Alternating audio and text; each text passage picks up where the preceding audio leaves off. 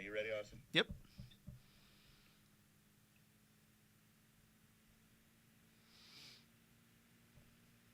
Good morning, and thank you everyone for joining us today for the weekly media availability with UTSA men's basketball coach Austin Claunch. The Roadrunners are coming off a solid team victory over Temple at home on Saturday and are set for a double road week, traveling to Florida Atlantic on Wednesday and then Saturday over to Denton for the rematch with North Texas.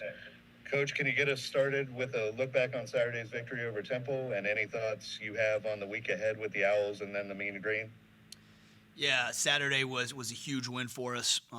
Just an awesome environment at the Convo. I think that played a huge factor in the game and certainly, had our guys fired up and ready to go. We've talked a lot about this stretch being one of our tougher stretches for conference play. And yeah, it continues, a big week, 2 road games this week. And so, winning Saturday was important. Our guys feel good and understand what it takes to win and beat high-level teams in the American. Obviously, have a ton of respect for Temple. They're going to continue to win a lot of games. And now we've got to, take our show on the road and go compete, again, against 2 really well-coached teams. Every team in this league is, as we're learning, is just so disciplined and well-coached and really capitalize on your mistakes. So I thought, the one thing against Temple that we did that was uncharacteristic was we turned the ball over. I think we're actually first in the league in taking care of the ball and not turning it over. And we had some live ball turnovers, I thought, that gave Temple a lot of momentum and allowed them to get back in the game. And when, a really good team like that gets life, it's going to be really, really hard. And that's what happened. Then it was a dogfight the last 8 minutes, and we just happened to make 1 or 2 more plays. But really, really, excited for the win. And it's important moving into this week with 2 really good teams ahead. Just a reminder that if you have a question, to use the raise hand function on the Zoom. Jerry, go ahead and get us started. Yeah, Coach, good morning. To ask, I was thinking this morning about a conversation I had with Primo back in the fall, and it's interesting because it was after, I believe it was after the Little Rock game and a couple of games where you guys were really struggling, and I was asking him about just kind of his level of optimism for the team for the season coming off those 2 losses, and he acted like it didn't even it hardly fazed him.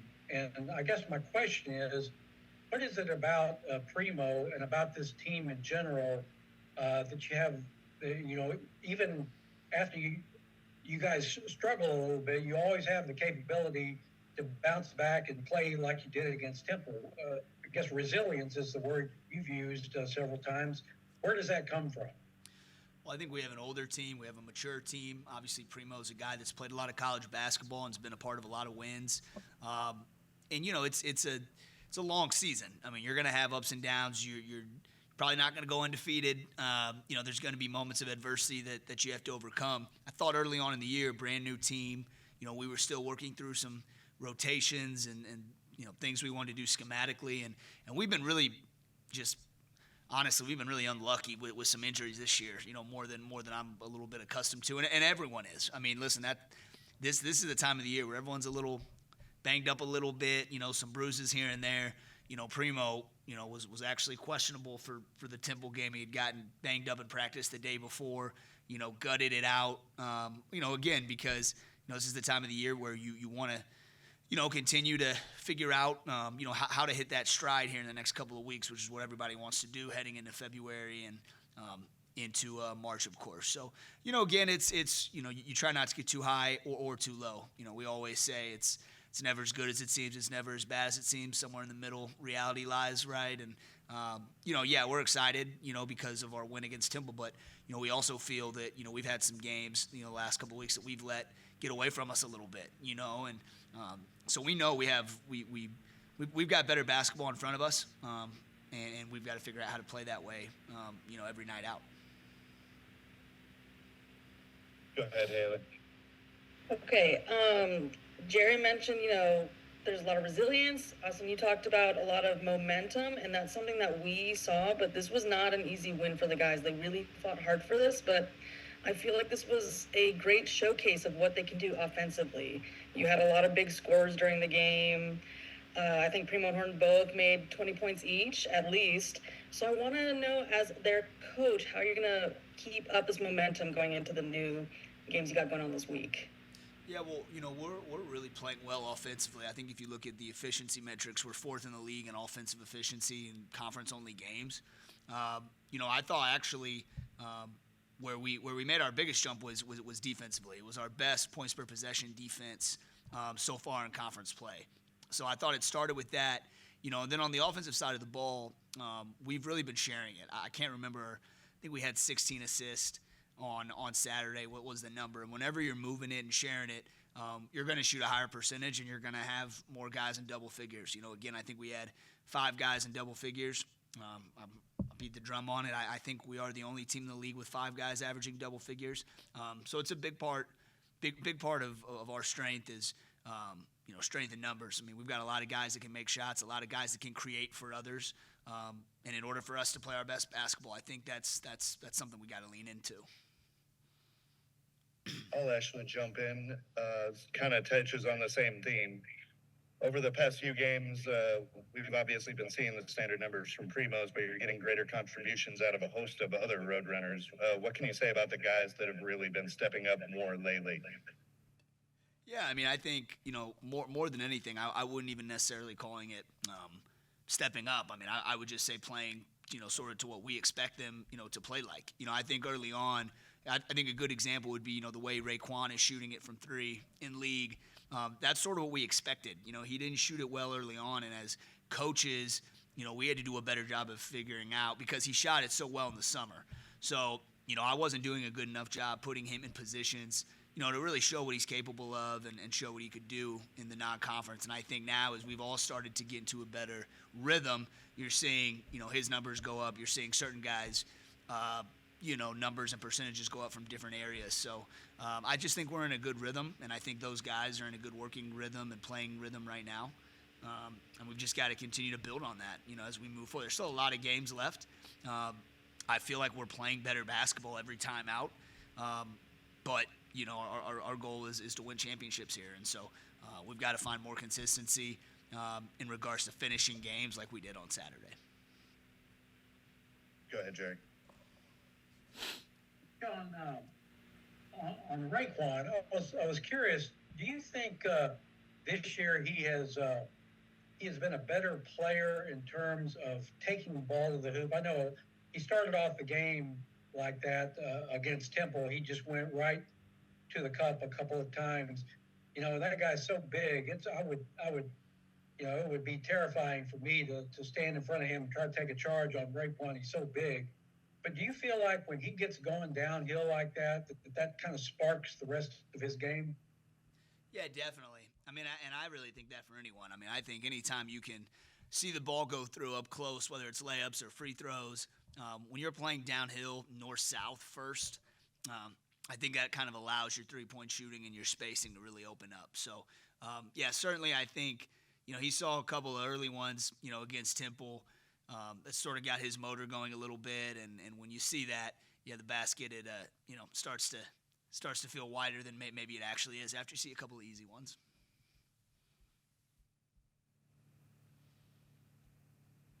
Haley, go ahead. All right, Coach. So I kind of want to talk about something you briefly mentioned, and that was the assists.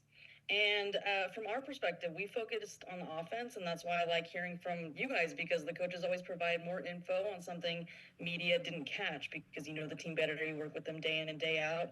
So I'd like to know if personally that's one of your philosophies and all the experience you've had as a coach, if teamwork really does make the dream work. Yeah. No, I mean, it's something that we stress every day. We value assisted shots, assisted field goals. Even in practice, we'll do drills where certain baskets are weighted more if they're assisted versus non-assisted and different things like that. Thought early on in the season we struggled with that a little bit. And I think if you look probably over the last 10 games or so, I think our assist numbers are way up.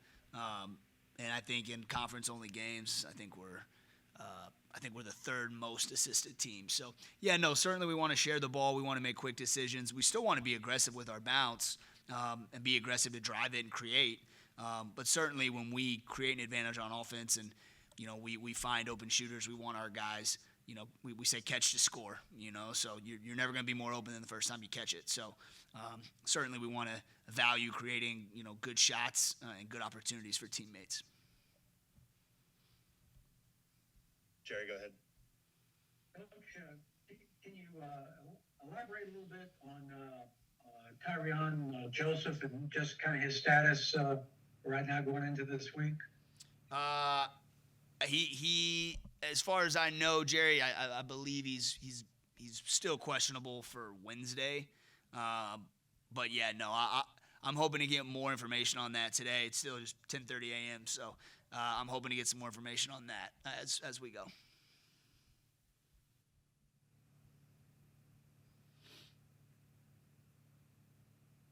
Anything else from you, Haley? No, that's it for me. Well, after being the toast of the nation not that long ago, on the surface, FAU may look a little more middle of the road, but they've obviously played some tough opponents. Coach, what are you expecting to see from this year's Owls team? Well, Coach Jagus has done a really good job. They played a treacherous non-conference schedule. So, their record, I know, of course, they had a ton of success in the past, with the Final Four and another tournament appearance. So, maybe you look at their record and you say, he took over a brand new program, similar to what we had to do here. I think they only have 2 returners. So he brought in, he did a great job recruiting and brought in a brand new team. And they've done a great job. I mean, obviously they're right there in the middle of the conference and have had some tough losses. They have skilled bigs that are physical. They played really hard. Their guards are dynamic. They're interchangeable. We're going to guard a lot of ball screens. And then they really compete defensively as well. And they'll mix it up. They'll throw some wrinkles of a zone and 1-3-1 at you. So this is a big game. It's a big game on the road. Obviously, they're coming off. They played really well yesterday at North Texas, which we all know is a tough place to play against a really tough team. They were up in the second half there, I want to say that an 8-point lead with 16 minutes left or something like that. So they're going to be ready to go. Obviously we've got to travel up there tomorrow and get organized and make sure we understand what it's going to take to win the game. So we've got a really important day of preparation ahead, and then another one tomorrow, and then we've got to lace them up on Wednesday and figure out how to win on the road. You have another question, Jerry? Yeah, Coach, what do you think about FAU? I've seen FAU on TV a couple of times. I'm intrigued by Bob Miller, the long, tall forward that they have. It seems like he can do just about everything. I've seen dribbling up the court sometimes. He's a shot blocker. He shoots a 3-ball. What do you see from Bob Miller? Yeah, I mean, you just said it, Jerry. He can do a little bit of everything. He's incredibly talented, very skilled, played at a high level. Before. You just got to make it difficult for him. I think offensively, he's got to see bodies. You want to be, you don't want to foul him, but you want to be physical, right? You want to try to not let him catch it where he wants to catch it. And I think that really goes for their entire team. I mean, they're a very, very good offensive team. So it's important that we disrupt their timing and rhythm without pressure and physicality defensively, without fouling. And then on the other side, yeah, I mean, he's obviously a great rim protector. We need to focus on, obviously, our ball movement. If we get stagnant against their defense and play one-on-one or just don't get body or ball movement, it's going to be really hard to score. Anything else? That's all I had. No, none for me. All right. Thank you very much, everybody, for joining us. And thank you, Coach. And we will see you next week after a big, long road trip. Yep. Thanks, guys. Birds up. Good luck, Coach. Yeah.